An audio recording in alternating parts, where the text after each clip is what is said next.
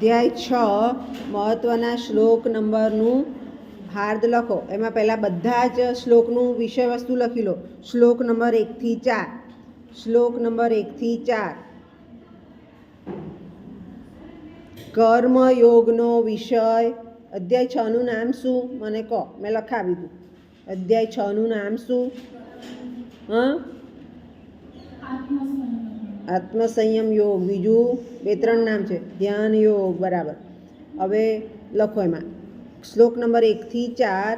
કર્મયોગનો વિષય અને યોગારૂઢ પુરુષના લક્ષણો. યોગારૂઢ એટલે જે યોગ કરવા બેસી જાય છે નહીં, કર્મ કરે છે. યોગારૂઢ પુરુષના લક્ષણો.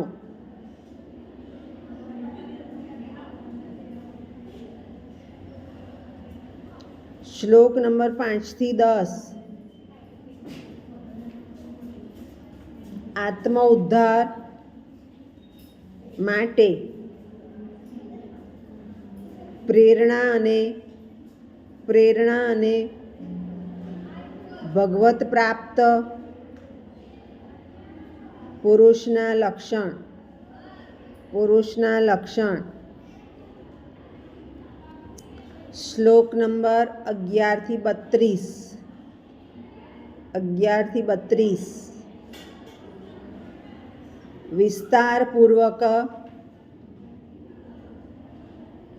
ધ્યાન યોગનો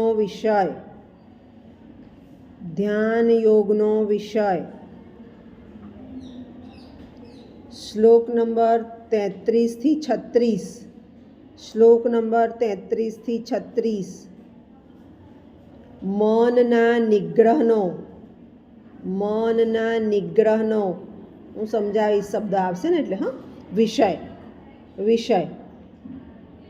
વિષય. શ્લોક નંબર 37 થી 47. યોગ ભ્રષ્ટ પુરુષની ગતિનો વિષય